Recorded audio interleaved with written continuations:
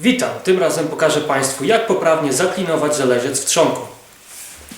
Pierwsze co musimy zrobić, to ocenić, jak głębokie jest wcięcie w trzonku i odrysować je na klinie, tak aby za głęboko nie wbić klina, ponieważ wtedy rozupiemy sobie cały trzonek. Mówię o tym, że gdyby klin tutaj wszedł już poniżej tego wcięcia, no to wtedy wiadomo, zacząłby wchodzić w to drewno i je rozupywać. Tego byśmy nie chcieli. Odrysowujemy sobie głębokość, na jaką klin powinien wejść. W tym przypadku zastosuję tutaj 3 kliny w tej siekierze. Jeden klin na krzyż i 2 kliny jeden za drugim. Obydwa. Wszystkie 3 kliny mam już odrysowane, na jaką głębokość mają wejść. Teraz pora nabić siekierę na ten trzonek. Jeśli już wcześniej dopasowaliśmy sobie poprawnie trzonek do żelejca, wtedy wystarczy go założyć i dobić. Na przykład przy użyciu młotka. Najlepiej to robić drewnianym młotkiem, wtedy minimalizujemy ryzyko uszkodzenia trzonka. Natomiast ja tutaj drewnianego młotka nie mam pod ręką, także użyję tego. Delikatnie pobijamy.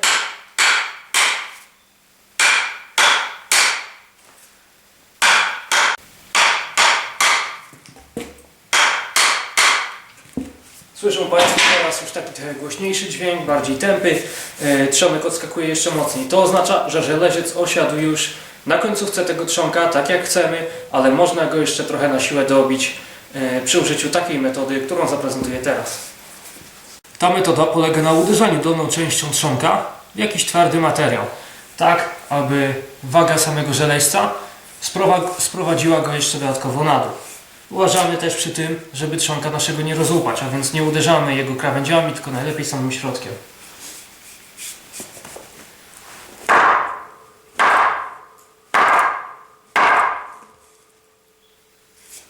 Teraz mamy już pewność, że trzonek siedzi pewnie na samym dole i można już się zabrać za wbijanie klinów. Najpierw musimy wbić delikatnie wszystkie kliny tak, aby mieć pewność, że pasują.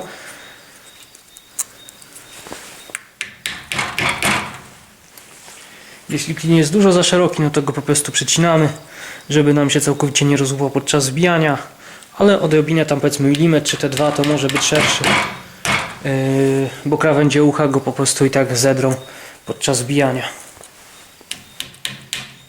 Ok, jak widać kliny pasują, 3 są wbite. Po już końcowym osadzeniu, przy cięciu tego będzie to naprawdę ładnie wyglądać, niestandardowo.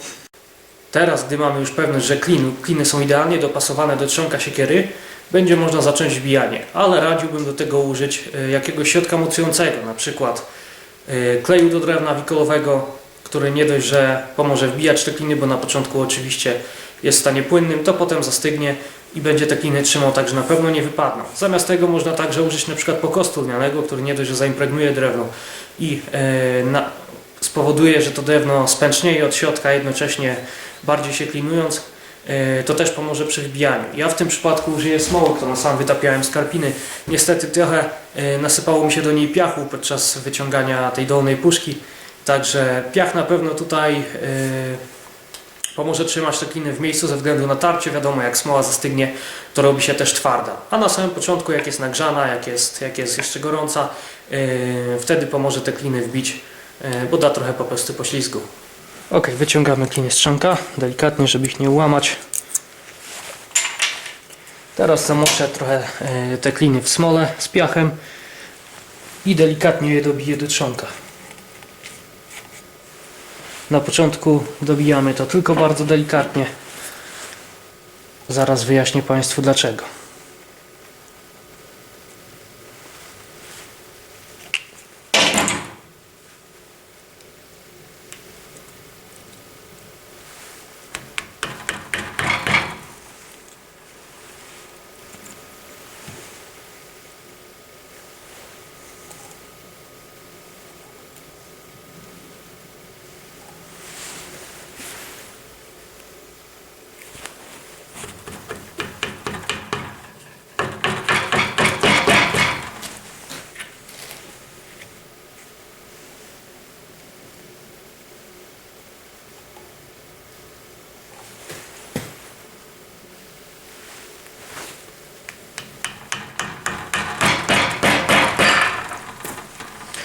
Ok, kliny mamy już tak delikatnie wbite, żeby się tylko trzymały. Dobijamy je jeszcze odrobinę, tak żeby nam same nie wypadły.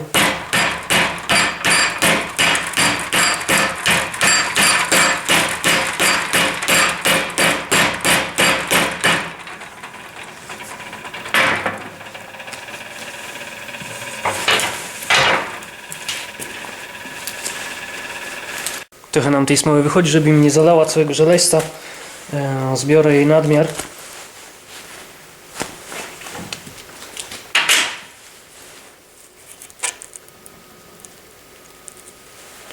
O proszę, już trochę zastygło.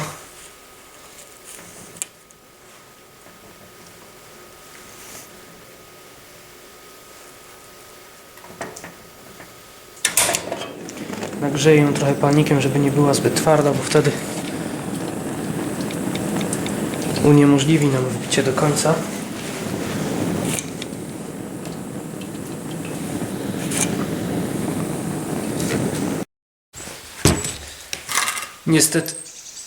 Niestety trochę za dużo tej smoły dałem i zastygła tak szybko, że nie mogłem już dalej dobić tych klinów.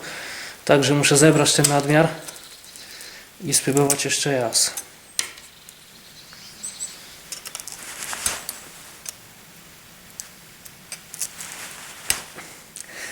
Nie ma to jak użycia noża stołowego do takich rzeczy.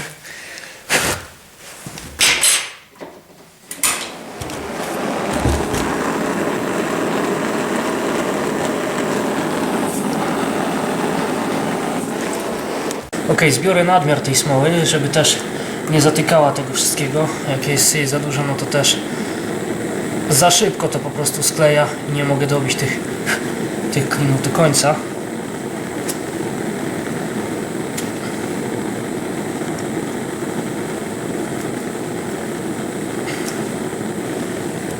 Zauważyłem przy okazji, że początek tego klina w jednym miejscu się wykruszył, także to wycinam, żeby potem się tam gdzieś nie zablokował.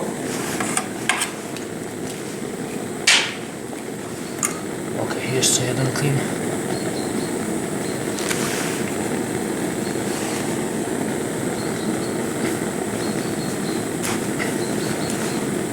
Ok, nadmiar mamy już zebrany.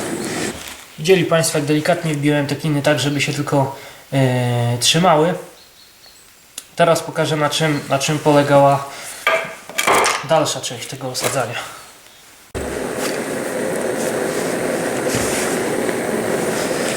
Dalsza część polega na tym, że siekierę obracamy do góry nogami, kliny opieramy na kawałku drewna i młotkiem z góry, najlepiej drewnianym, dobijamy trzonek siekiery tak, aby te kliny wbić do środka. Spróbuję trochę jeszcze tutaj nagrzać tą smołę.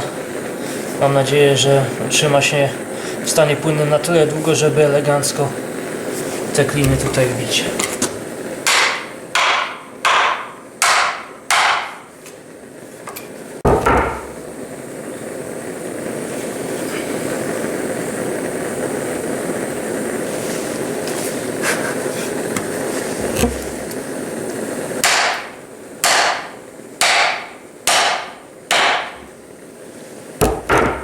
Niestety 3 kliny osadzone na smołę stawiały zbyt duży opór i utrudniły tutaj wbijanie tych, przepraszam, i utrudniły wbijanie tych klinów naraz. Także teraz sukcesywnie wbijam je pojedynczo, jeden za drugim, delikatnie uderzając młotkiem. Nie chcemy zrobić tego naraz, nie chcemy zrobić tego za szybko, ponieważ możemy te kliny połamać. Jeśli te kliny połamiemy, no to wtedy odejdź. No to wtedy, ale odejdź, bo zajęty jest. Ach, idź stąd. Idź. Wtedy stawiając duży opór można je złamać. Tego byśmy nie chcieli, bo wtedy taki klin ciężko jest wyciągnąć, a nie można go zostawić, bo prawdopodobnie za słabo będzie klinował nam żeleziec w trzonku.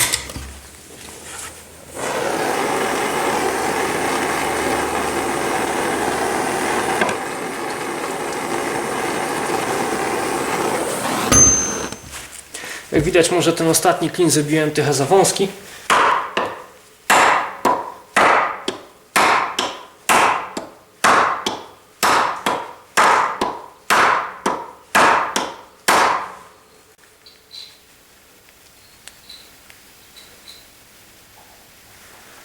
Może ten ostatni klin jest trochę za wąski, ale osadzenie tutaj jest takie solidne, że nie boję się o to. A poza tym, jeśli taki błąd popełnimy, no to zamiast zaczynać wszystko od nowa, co zajęłoby dużo czasu, dużo zachodu, po prostu lepiej coś tam dobić na sam koniec. Ale zobaczymy, jak to wyjdzie. Wtedy dopiero będziemy wiedzieć, co z tym dalej możemy zrobić.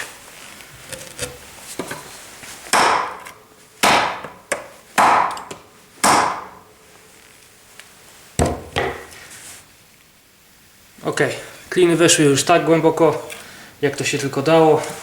Zostało może kilka milimetrów do końca tego wcięcia, ale klin nie musi tam do samego końca dojść.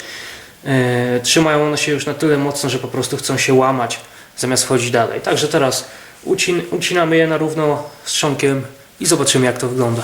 Staramy się to uciąć w miarę na równi z tą wystającą częścią trzonka, żeby zobaczyć, co się tam dzieje i potem ewentualnie wprowadzić modyfikacje.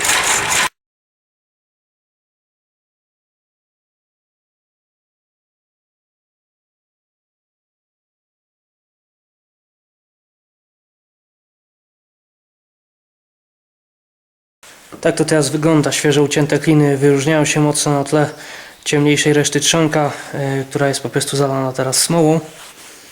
Zaraz sobie to szlifujemy i zobaczymy dokładniej, jak to już wygląda, kiedy będzie czyste. Zgrubnie wyrównałem to na szlifierce, teraz jeszcze spiłuję to trochę.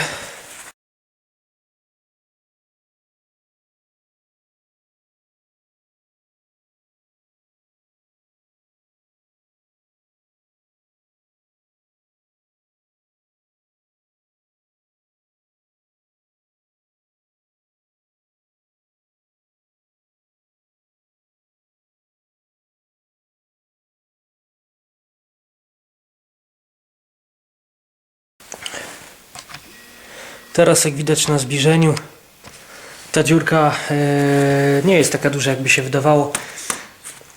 Zaraz będziemy tutaj końcówkę impregnować woskiem, tak że ona też się zaleje i na pewno przez nią nam żaden grzyb czy żaden kornik nie wejdzie.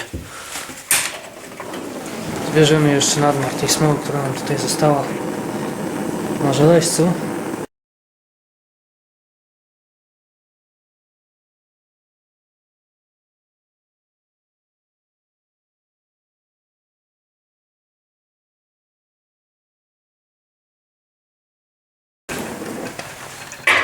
Może nie wygląda to najlepiej, ale pierwszy raz eksperymentuję ze smołą do takiego użycia. No cóż, o ile nie wygląda to idealnie, to na pewno trzyma znakomicie. Ja jednak nie mogłem tego tak stawić. Nie chcę mieć tutaj takiej nawet malutkiej dziurki. Dlatego postanowiłem dobić tutaj mały taki drewniany klin, który po prostu tą dziurkę zaślepi.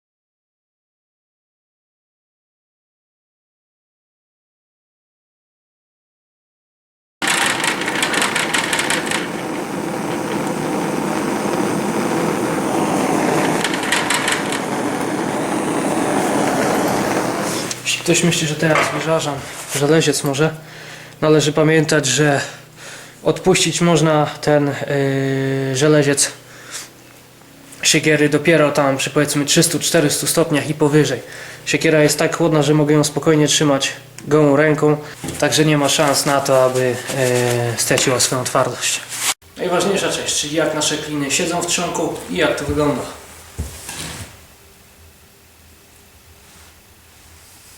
Tak jak mówiłem wcześniej, nie wyszło to niestety idealnie, ale trzyma siekierę bardzo dobrze. Nie ma takiej szansy, żeby żelaziec spadł.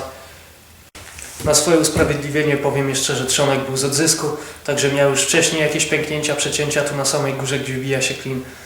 No a więc też nie można od niego oczekiwać tego, że będzie wyglądał idealnie. Dziękuję za uwagę.